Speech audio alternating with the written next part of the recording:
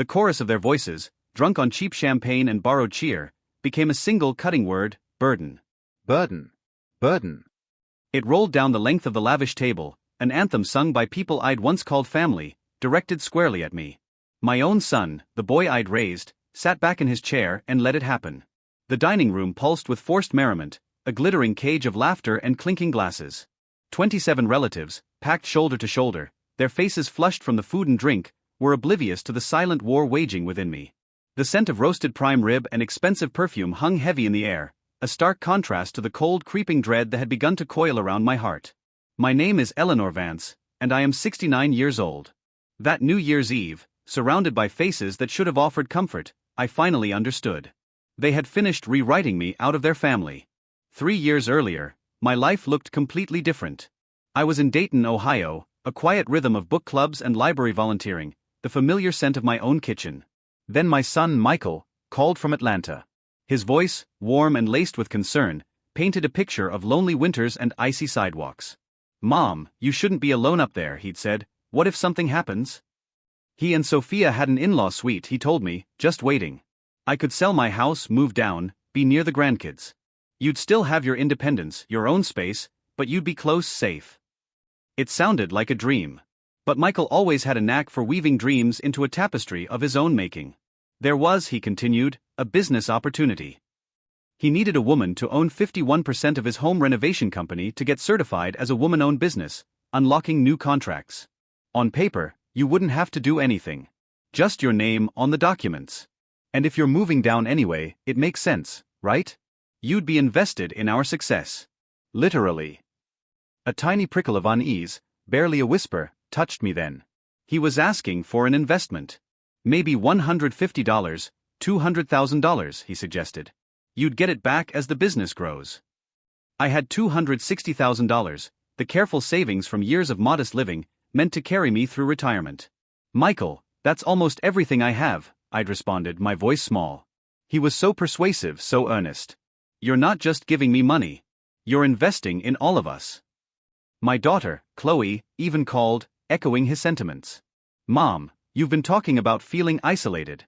His business is doing really well." I wanted to believe them. I wanted to believe my son saw me as a partner, not a wallet. So, I said yes.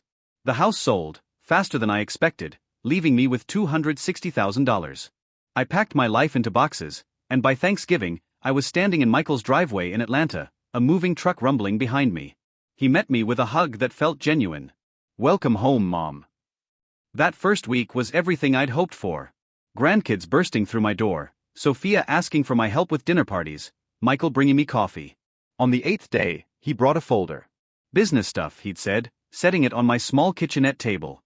"Just need your signature on a few things to get you officially registered." Pages and pages of dense legal language. He flipped quickly, pointing to yellow highlighted lines. "Just structure, registers the business, for the bank so they know who's in charge."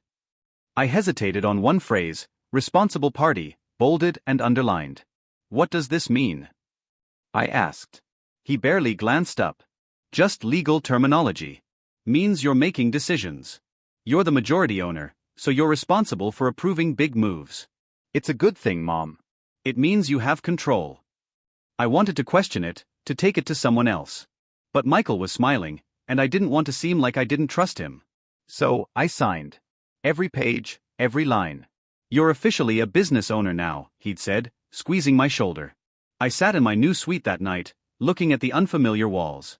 The phrase echoed, responsible party. I didn't know then what I had just made myself responsible for. But I was about to find out. The first 3 months were idyllic. My kitchenette was rarely used.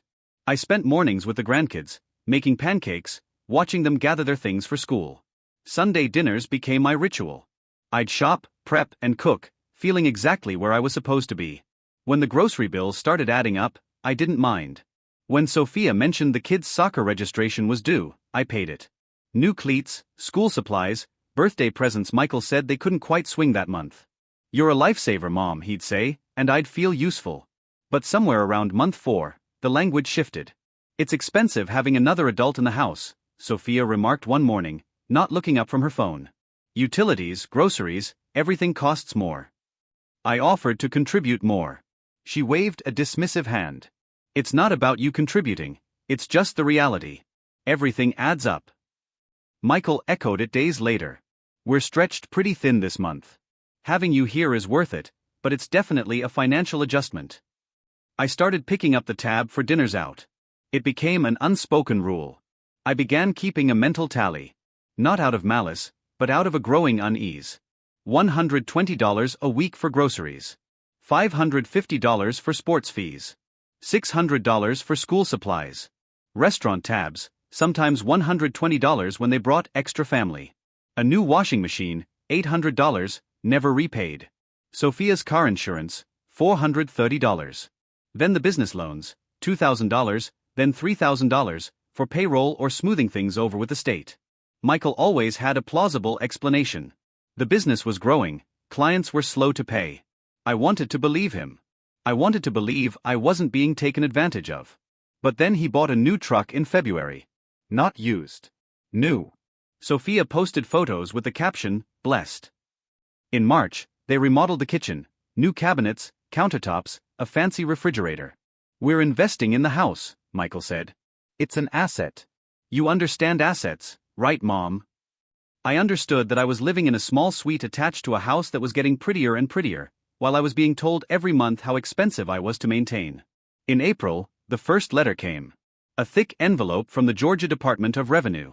My name, in block letters, on the front. Notice of delinquent payroll tax deposits. Palmer Home Renovations had failed to submit payroll taxes. As the registered majority owner, I owed $6,342 plus interest. If not paid within 30 days, the state could pursue collection against the responsible party. My name. In bold. This had to be a mistake. I didn't run payroll. I didn't touch the bank accounts. I confronted Michael. He scanned the letter, tossed it onto his desk like junk mail. Oh, that. Just a timing thing. I'll get it sorted. A timing thing? I asked, my voice rising. Andrew, this says the state is going to come after me. He sighed, that familiar sigh that meant I was being difficult. Because you're the majority owner, Mom. That's how it works. I'll handle the actual finances. Don't worry about it. He genuinely believed this was fine. I looked at him, really looked at him, and for the first time, a cold shard of fear pierced through my trust. That night, I lay awake rereading the letter. Responsible party, interest accruing daily, collection action. I had trusted my son with my savings, my name, my future. And I was starting to understand that trust and protection were not the same thing. The next Wednesday, I went to the library, my sanctuary. On the bulletin board, a bright yellow flyer, free seminar, Understanding Small Business Risk and Owner Liability. The date, that Saturday. I took a photo. I told Sophia I was visiting a friend. The seminar room was half full, mostly older, uncertain people like me. A man walked to the front. My name is Arthur Hayes, he said. I'm a business attorney here in Atlanta, and I spend a lot of my time helping people get out of situations they didn't know they were in. He clicked to the next slide, owner liability. He described a woman who co-signed an LLC and ended up responsible for unpaid bills. A man who let his brother list him as a partner and got sued. A retiree who invested in her daughter's startup and lost everything to back taxes. Every single story sounded like a dark premonition of my own. The state doesn't care who's running the day-to-day operations, Arthur said, his voice calm but firm. They care who's on the filings. If your name is listed as the majority owner, you are the one they're going to come to first. My hands went cold. Afterward, I approached him, clutching the tax notice. I think I might be in trouble. He unfolded it, his expression shifting to focused concern. My son, I explained. He asked me to invest. Said my name on the paperwork would help him get certified. Arthur listened patiently. Do you have copies of the documents you signed? He asked. Some of them. He handed me a business card. I'd like to review what you have. But don't think too long. Interest accrues daily. I walked out of that library holding his card, the ground beneath me shifting. I wasn't overreacting. I wasn't worrying over nothing. I was standing on a fault line. 3 days later, I called Arthur. His office was in a sleek downtown building. He greeted me with a professional smile, a stack of folders already on the table. I pulled the state filings for Palmer Home Renovations, he began. You're listed as owning 51% of the company. Your son owns 49%. That makes you the majority stakeholder and the primary responsible party for all debts, taxes, and legal obligations. I protested, but I don't run anything. I don't make decisions. Arthur was gentle but firm. That doesn't matter to the state. What matters is what's on paper. He slid a document across the table. This is the operating agreement you signed. See this section? The majority owner is responsible for ensuring compliance with all tax filings and financial obligations. That's you. Then he introduced Rebecca Davies, a forensic accountant. She opened her laptop, a spreadsheet filled with numbers appearing on the screen. Mrs. Vance, Rebecca said, I'm going to walk you through what I found. Some of this might be difficult to hear. She showed me where my $180,000 had really gone, $60,000 to a commercial office Michael didn't need, $25,000 for 2 company vehicles registered in his and Sophia's names, $30,000 in owner draws to them, $15,000 on equipment later sold at a loss. The rest, swallowed by a business Michael kept underbidding.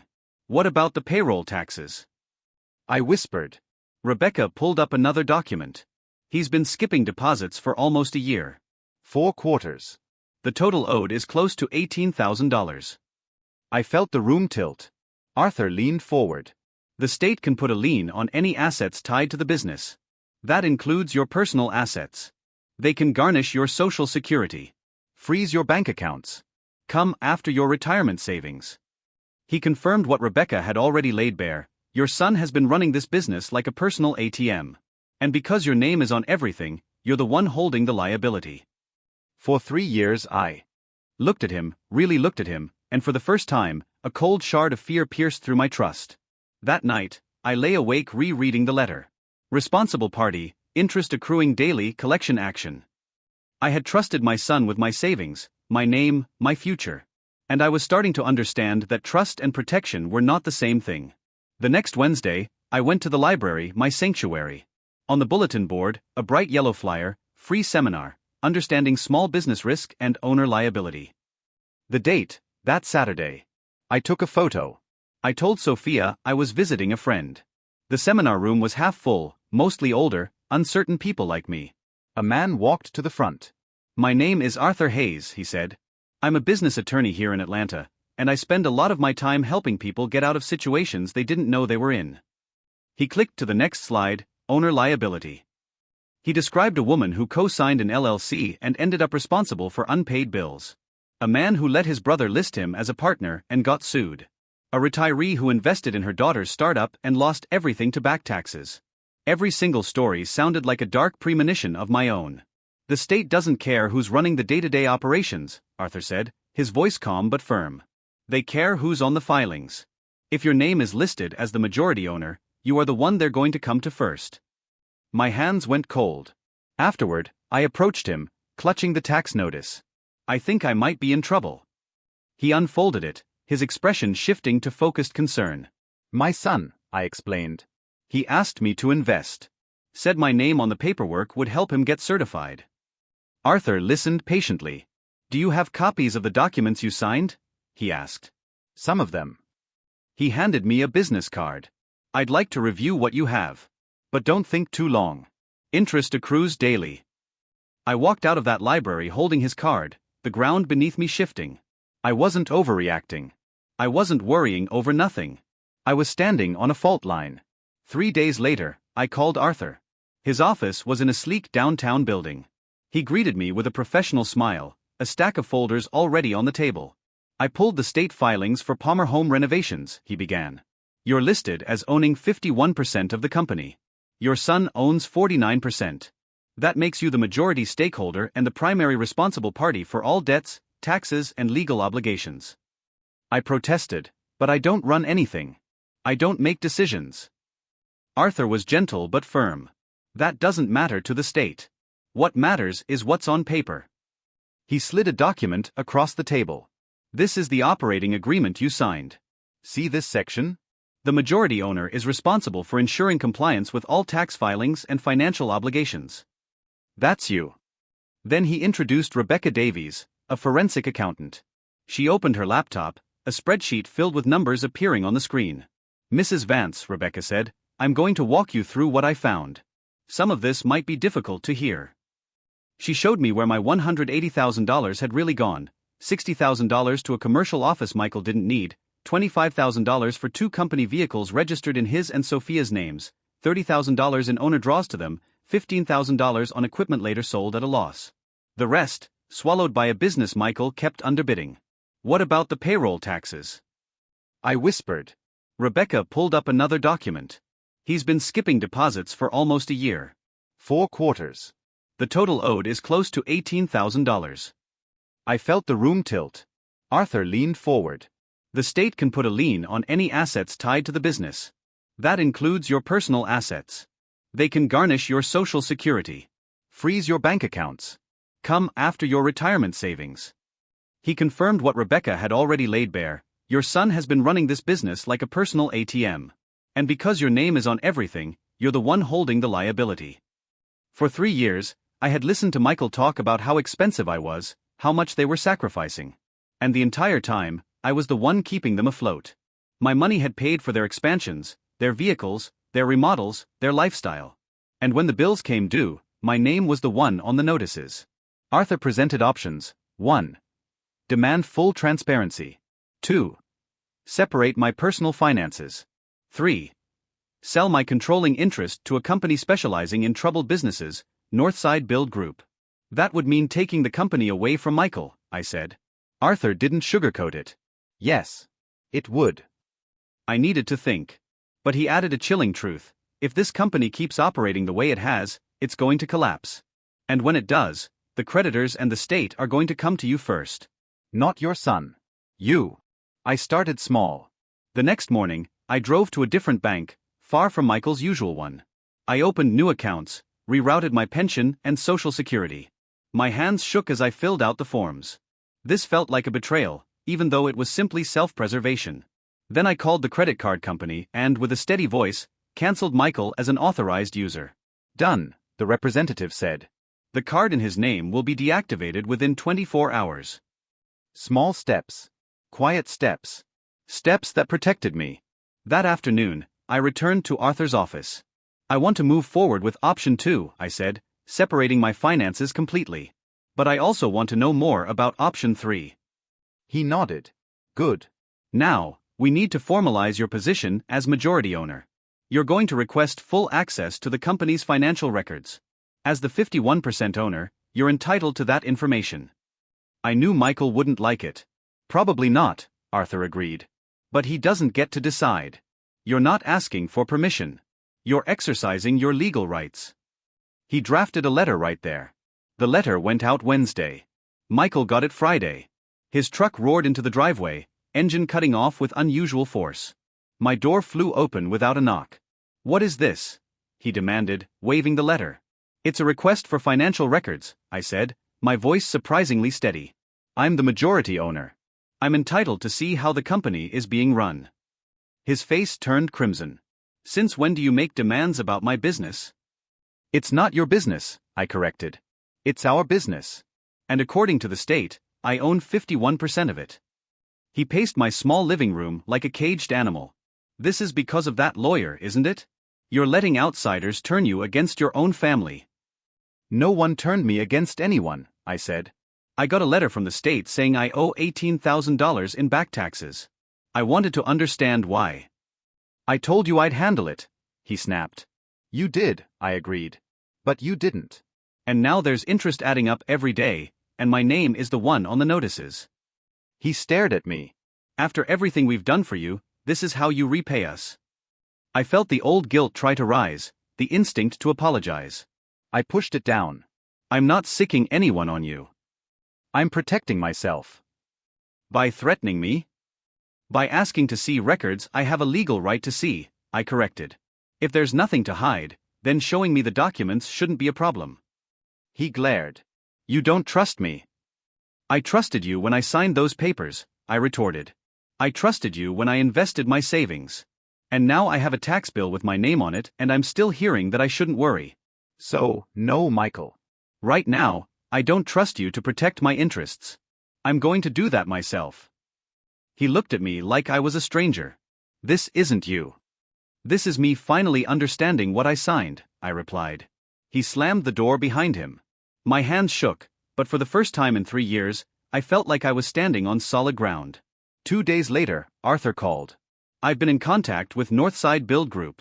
They specialize in taking over struggling renovation businesses. They'd be interested in Palmer home renovations.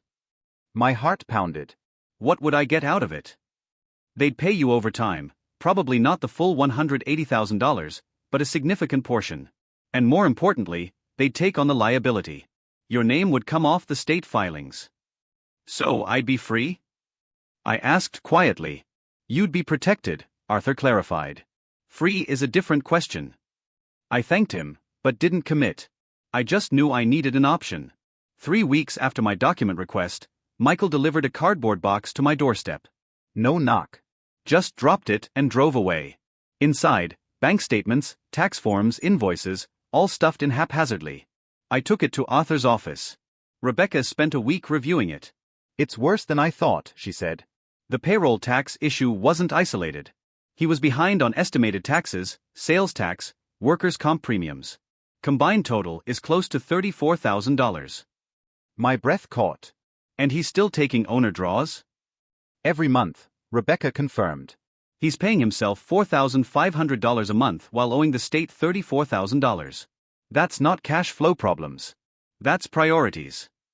Arthur, his expression grim, said, Mrs. Vance, I need to be very direct. If this continues, the state will eventually come after your personal assets. And once that happens, stopping it becomes exponentially harder. I looked at him. What about Northside? He confirmed their interest. They would assume control, bring in management, pay off debts. I'd recover about 60% of my investment, shielded from all future liability. Michael would be offered a salaried project manager position. He'd never accept it, I murmured. Probably not, Arthur agreed. But that's his choice to make. You're not responsible for how he reacts to consequences he created. Then he slid another document. There's one catch. Before they finalize anything, you'd need to sign corporate resolutions removing Michael and Sophia from their officer positions, and authorizing the future sale of your controlling interest. 2 signatures. That's all it would take. Once I sign this, there's no going back? I asked. Arthur assured me he wouldn't file without my explicit permission. Think of it as an insurance policy. If things improve, you never have to use it. But if things get worse, you have an immediate way to protect yourself. I picked up the papers. I thought about Michael as a little boy, running to me when he scraped his knee, absolutely certain I could fix anything. I thought about the car payments, the credit card bills, the business loans I'd co-signed. 30 years of cleaning up his mistakes, always telling myself I was helping. That's what mothers do. But there's a difference between catching someone and letting them use you as a landing pad. Arthur must have seen the turmoil on my face. This isn't about punishment, he said gently. This is about protection. You're not sabotaging your son. You're refusing to let him take you down with him. I looked up at him. If I sign this and he finds out, he'll never forgive me. Maybe not, Arthur replied. But if you don't sign it and you lose everything, will you forgive yourself? I sat there, the pen heavy in my hand. I thought about the tax notice. The chant at the dinner table. Chloe's hand, pushing me toward the door. The spreadsheet Rebecca showed me, my money traced through a business that treated me like an ATM while calling me dead weight. I thought about what would happen if I did nothing. The state would come for me. Creditors would come for me. And when I had nothing left, Michael would still be telling people I was the problem. I picked up the pen. My hand hovered. Then I signed. Once. Twice. I slid the documents back to Arthur. Don't file these unless I explicitly tell you to, I said, my voice barely a whisper. I need to know I gave him every chance. Arthur nodded, placing the documents carefully into his briefcase. I won't file anything without your direct instruction. But Mrs. Vance, if they cross your line again, don't wait. Don't second-guess yourself. You text me. Just my name. That's all it takes. I'll know what it means. I walked out of that office carrying the weight of a loaded gun I hoped I'd never have to fire. But the safety was off, and my finger was on the trigger. All I needed was one more reason to pull it. The weeks that followed felt like living in a house made of glass. Everything looked normal. Sunday dinners. Grandkids. But underneath, the foundation had cracked. Michael never mentioned the documents again, just acted polite, distant. Sophia stopped asking for help. The grandkids still visited, but I overheard Sophia telling them, "Don't ask Grandma for money. She's on a fixed income now." Fixed income. Like I'd suddenly become poor instead of simply stopping the flow of cash they'd gotten used to. Late November, Michael started talking about a New Year's Eve dinner. "We're doing it big this year," he announced, brimming with that old confidence. 25, maybe 30 people. Family, friends, some potential clients. It's good for business to show we're doing well. I looked up from my plate, remembering the $34,000 in unpaid taxes. "That sounds expensive," I said carefully. Sophia's head snapped up. "We can afford it." "The business is fine," Michael interjected. "We landed a big contract. We're celebrating." I didn't argue. I just made a mental note. They were spending money they didn't have to impress people who didn't matter, all while owing the state. One afternoon, I found Sophia arranging appetizers. "This must be costing a fortune," I observed. She didn't look up. "You don't need to worry about our finances. We've got it handled." I wasn't worrying, I replied. "Just making conversation." "Well, don't," she snapped, an edge in her voice. "You've made it very clear you don't trust us, so maybe just stay out of it." I noticed the specialty steaks, the French champagne, the thick, gold-lettered invitations. This wasn't a dinner. It was a performance.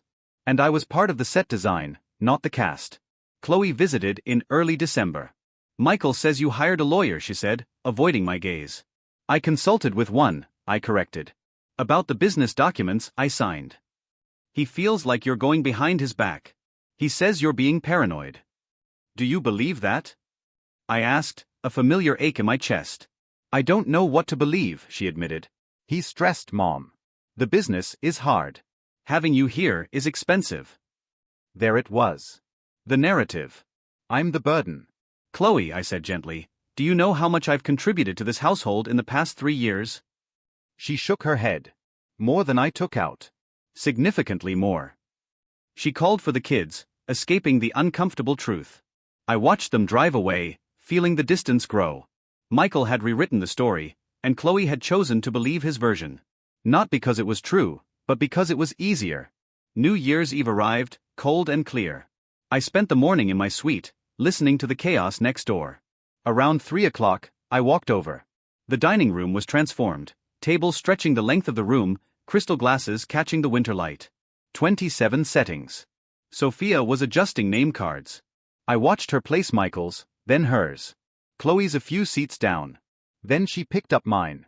She walked it to the far end of the table, past the main seating area, past the extra leaves, all the way to the spot next to the swinging kitchen door. She set it down, half hidden behind a breadbasket. She didn't notice me watching. Or maybe she did, and she just didn't care. I stood there, looking at that place card. This wasn't an accident. This was a statement. Asterisk, you don't belong at the center anymore. You belong at the margins, close to the exit. Easy to ignore. Asterisk, I thought about the documents in Arthur's office. The ones I'd signed weeks ago. The line I'd drawn. And I wondered if I was watching them build the bridge to cross it right now. I went back to my suite without a word. I showered. Put on a nice dress. Did my hair and makeup like I was preparing for something important.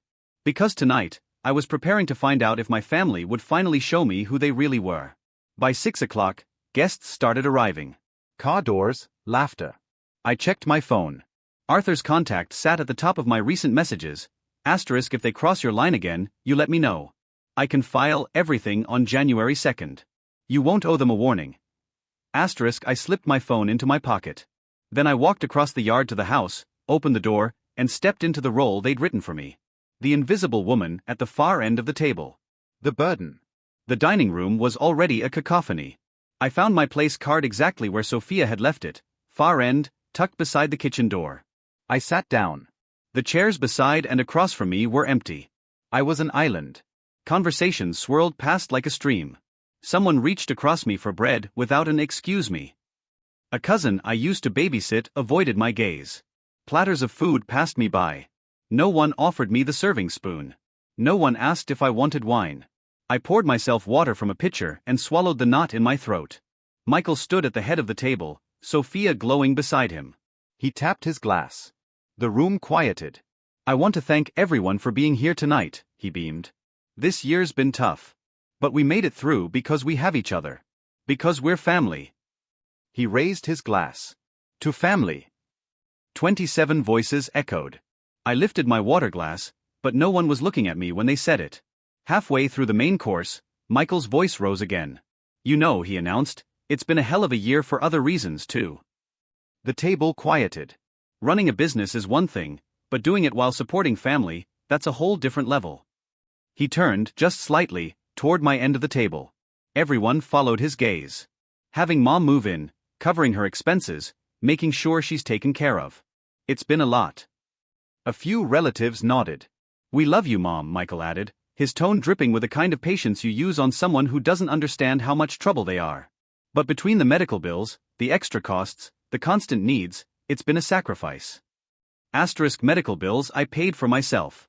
Extra costs that came from my own pocket. Needs that were never voiced because I'd learned not to ask for anything. Asterisk the table didn't know that. They just murmured sympathy, looking at me like I was a weight Michael had carried with grace. I could have corrected him.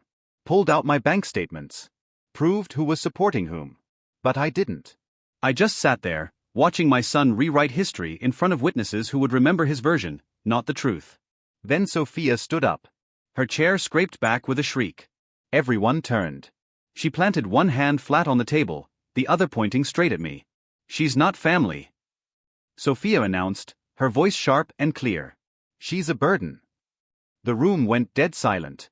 27 faces swung towards me. My hands went numb where they gripped my water glass.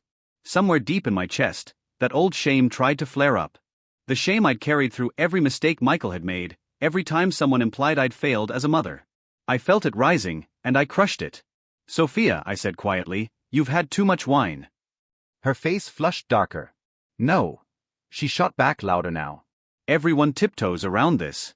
You all act like she's some kind of saint who sacrificed everything for her kids. But she drained us dry. She moved into our house, took over our lives, our time, our money.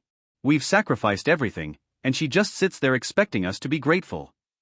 I watched her. This woman wearing a dress I'd probably helped pay for, standing in a house my money had subsidized, serving food on my credit. I said nothing. I wanted to see how far this would go. Michael stood up beside her. For one brief, foolish second, I thought he would stop her. I thought he would be the son I'd raised, the one who knew right from wrong. He wasn't. She's right, Michael said, looking directly at me. You have drained us, Mom. You have no idea what we've done to keep you comfortable. We invited everyone here tonight so they could see what we're dealing with. Because in your version of the story, you're always the victim. He picked up his wine glass. Let's be honest for once, he continued. Tell everyone how you guilt-tripped us into taking you in. How you manipulated me into that business arrangement. How you've made everything about you while we've been breaking our backs to support you. A cousin, someone I'd driven to baseball practice 20 years ago, shook his head. Someone else snickered. I looked down the table at Chloe. She was halfway between us, eyes locked on her plate, fork frozen. She was pale. I waited for her to say something. Anything. She didn't. Then Sophia's mother started it. Just a whisper at first. Barely audible. Burden. Sophia's sister picked it up. Burden. A few younger cousins laughed. And then it caught. Burden. Burden. Burden. The chant rolled down the table like a wave. People who barely knew my name mouthed the word between bites of prime rib I'd indirectly paid for. I watched faces I'd seen at christenings and graduations twist into something cruel and careless. I watched my son lean back in his chair and let it happen. I watched my daughter sit frozen, choosing silence over defending me. And I felt something inside me go completely calm. This was the line. They just crossed it.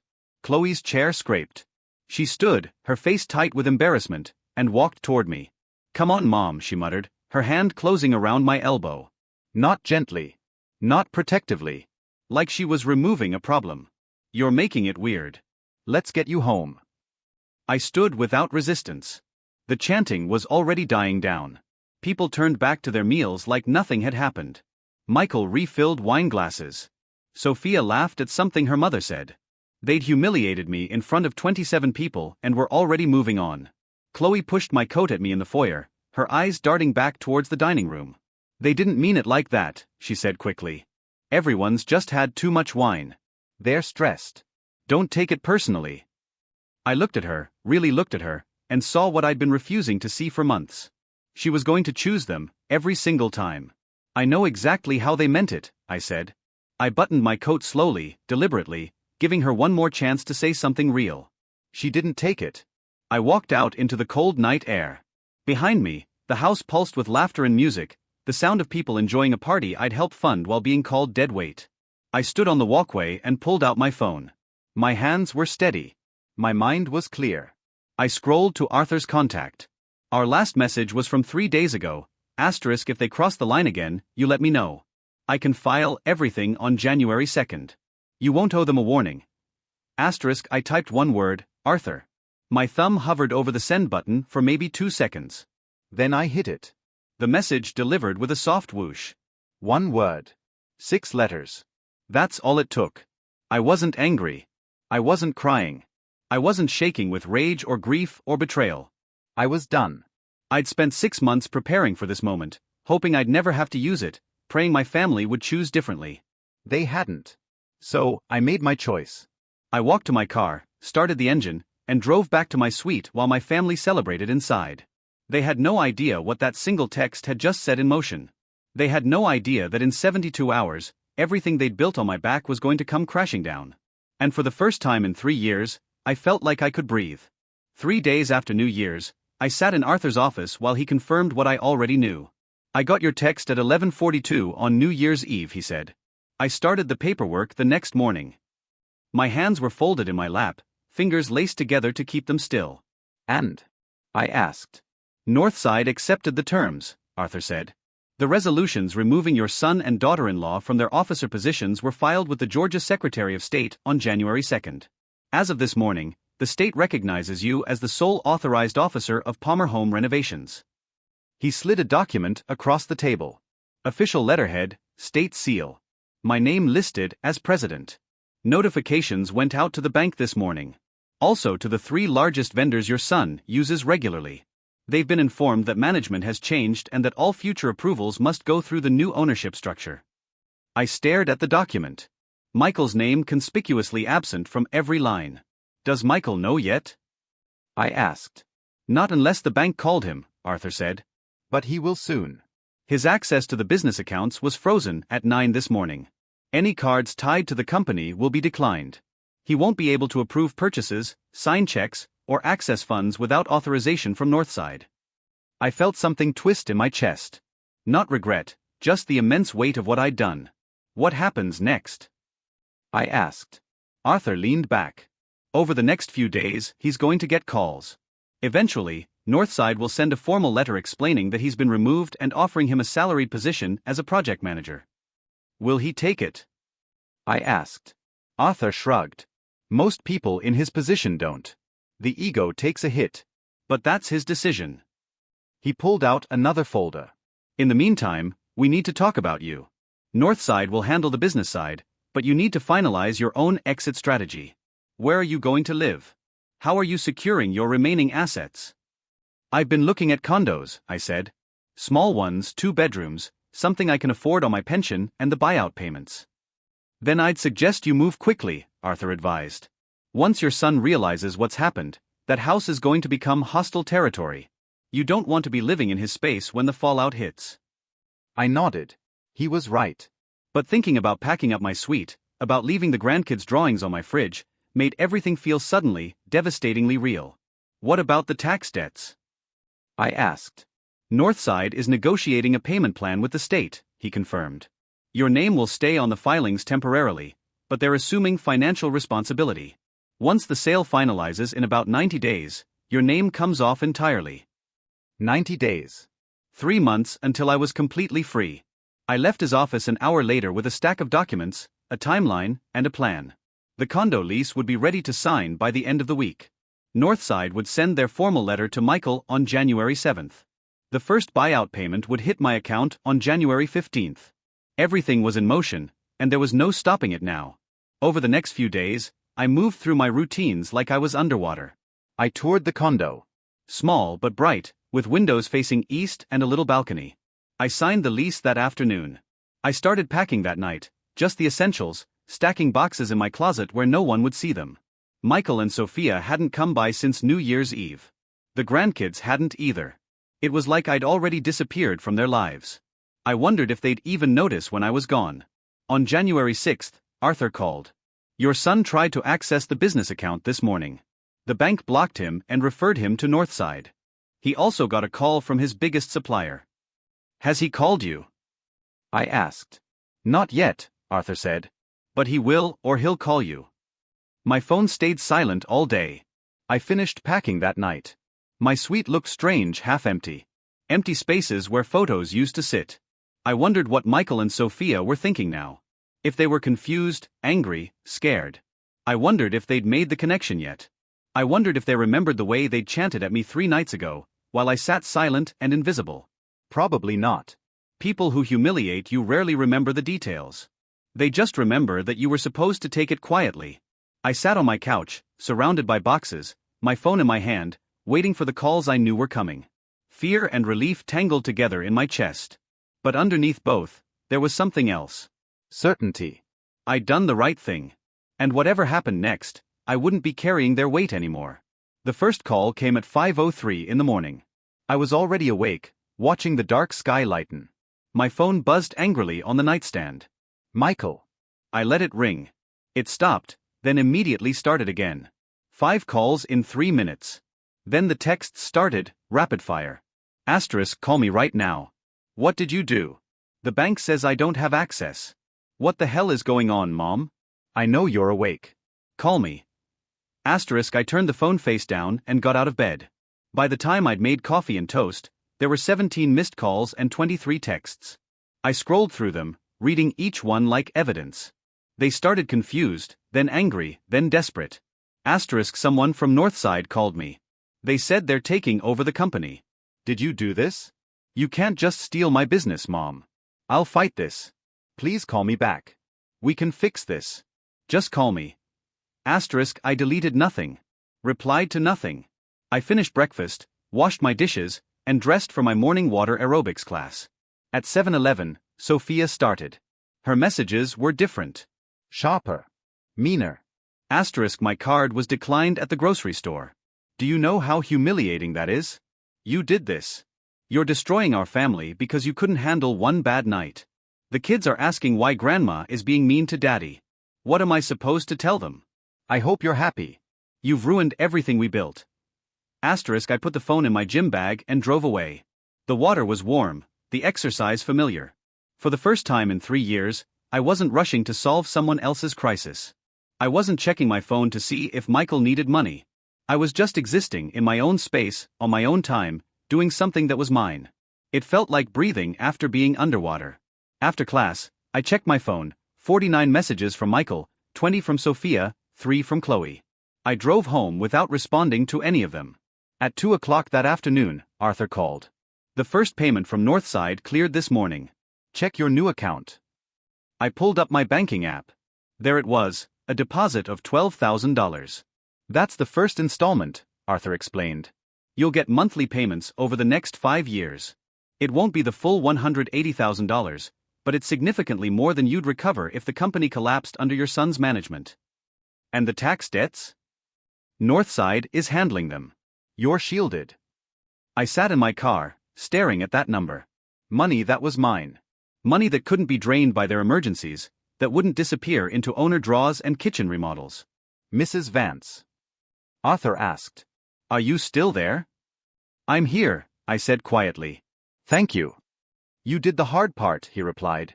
"I just filed the paperwork." We hung up. I sat for a long moment, then drove to the condo.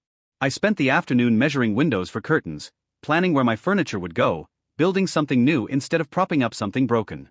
At 6:30, my phone rang again. Chloe. I almost didn't answer, but she was still my daughter. Unlike Michael, she hadn't called 17 times. She'd sent 3 messages, each more uncertain than the last. I answered. "Mom," she said, her voice cracking immediately. "Please tell me what's happening. Michael's losing his mind. He says you sold the company. He says you took everything from him." "I didn't take anything from him," I said calmly. "I protected what was mine." "But the house," she cried, tears in her voice. He says they might lose the house, that the bank is asking questions. The house was collateral for business loans he took out, I said. I didn't put it up. He did. If the bank calls the loan because management changed, that's a consequence of how he ran the business, not what I did to protect myself. Mom, he's my brother, Chloe pleaded. He's scared. Sophia's scared. Can't you just undo this? Can't you fix it? There it was. The same request I'd heard my whole life, fix it. Smooth it over. Make the hard thing go away so everyone else can be comfortable. No, I said. The word hung in the air. What do you mean no? She asked.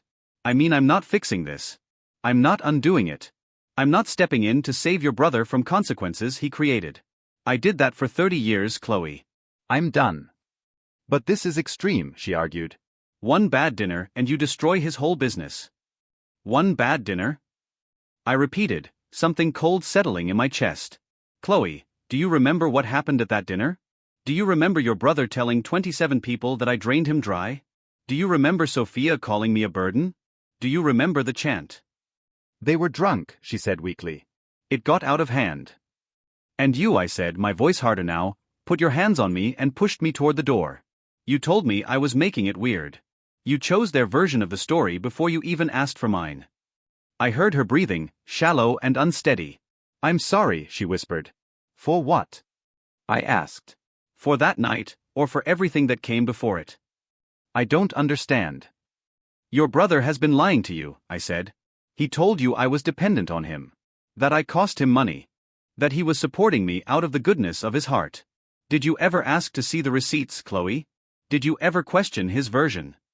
He's my brother, she said again, like that explained everything. And I'm your mother, I replied. But you believed him when he said I was the problem. You didn't ask questions. You just accepted the narrative that made me the villain. There was a long silence. What really happened? She asked finally, her voice small. So I told her. About the $180,000 I invested, the tax notices with my name on them, the owner draws Michael took while skipping payroll, the money I'd poured into their household while being told I was expensive to maintain. I told her about Arthur, about Rebecca, the spreadsheets that showed exactly where my retirement savings had gone. I told her everything Michael hadn't. When I finished, she was crying. I didn't know, she sobbed. Mom, I swear I didn't know. You didn't ask, I corrected gently. There's a difference. What do I do now? She asked. That's up to you, I said.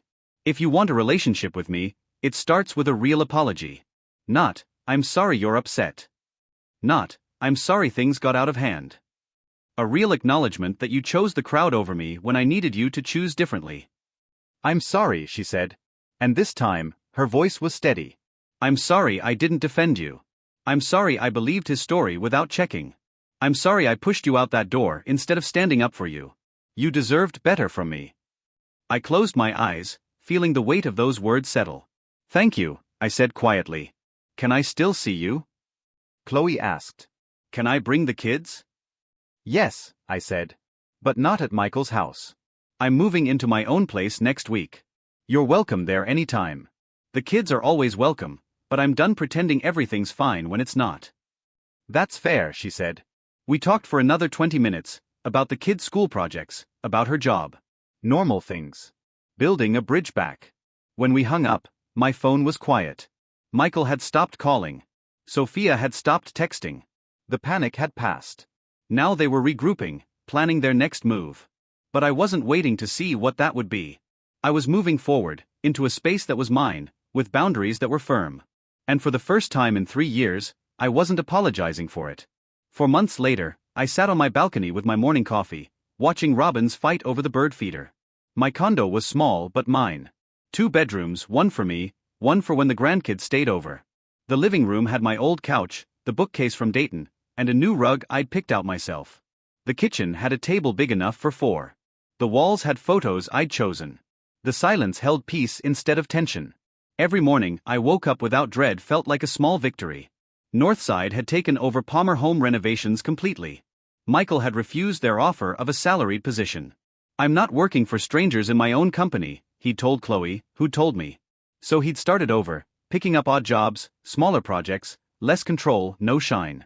The reputation he'd spent years building had cracked when word got out. Sophia had taken a job answering phones at a real estate office. Her social media had gone quiet.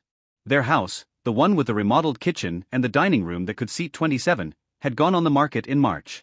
Chloe had texted me the listing, not to gloat, just because hiding it felt pointless. They'd moved into a rental in April, smaller, cheaper, less room for performances. I felt sad sometimes. Not guilty, just sad. Sad that Michael had been so close to having something real and had destroyed it through arrogance and entitlement. Sad that he'd chosen to see me as the villain instead of looking at his own choices. But I didn't feel responsible for fixing it. That was new. Chloe came by most Saturdays now with the kids.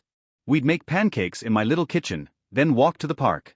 She'd apologized 3 more times since that first phone call, each time more specific, more honest. I should have asked questions instead of just believing him, she'd said. I took the easy path, and that meant you paid the price. I'd accepted her apologies, not because they erased what happened, but because I could see she meant them. And because I wanted my daughter in my life. The grandkids didn't understand the details. They just knew Grandma had a new place with a balcony and a second bedroom for sleepovers. They didn't need to know about frozen bank accounts and legal filings and chants at dinner tables. They just needed to know I was still here. I'd started volunteering at the library again, the same branch where I'd seen Arthur's flyer. I shelved books on Wednesday mornings. I joined a walking group. 6 women, all within a few years of my age. We walked 2 miles, talking about everything and nothing. None of them knew my story. They just knew I was Eleanor, the woman who always remembered everyone's coffee order. I wasn't defined by what I could pay for anymore. I wasn't the woman funding someone else's dreams while being called a burden. I was just myself, making choices, setting boundaries, living on terms I decided. Some nights, I thought about Michael. The little boy, bursting with stories after school. The teenager who tested every boundary. The young man who cried when his first business idea failed, and I told him failure wasn't the end, just information. I'd loved him through all of it. I still loved him now. Even though love didn't mean what I used to think it meant. Love didn't mean carrying someone through consequences they'd earned. It didn't mean sacrificing myself so he could avoid discomfort. It didn't mean accepting humiliation because walking away felt too hard. Love could exist alongside boundaries. I just wished he'd learned that before it was too late to rebuild what we'd lost. But that was his journey, not mine. I'd done my part. I'd raised him. I'd supported him. I'd given him chances long after most people would have walked away. And when he crossed the line I'd drawn, I protected myself. Not with cruelty, not with revenge, just with one text, one name, one decision to stop carrying weight that was never mine to carry alone. On New Year's Eve, 27 people had watched my son and his wife treat me like an outsider at a table I'd helped fund. They'd chanted insults while I sat silent at the far end, invisible and dismissed. I'd smiled. I'd walked out. And I'd sent one word to a man who'd spent months preparing an exit I'd hoped I'd never need. 1 week later, Michael's phone had exploded at dawn. Sophia's cards had been declined. Chloe had begged me not to do this. But I'd already done it. Because I wasn't the burden they'd made me out to be. I was the foundation they'd built their lives on, and then forgotten to thank. I didn't destroy my family that night. I just stopped letting them destroy me. If you've ever been called a burden by people who were leaning on you the whole time, I see you. If you've ever had to choose between your peace and someone else's comfort, I hope my story resonates. What would you have done in my place? Was my reaction justified, or did I go too far? Let me know in the comments below. Thanks for watching. Take care.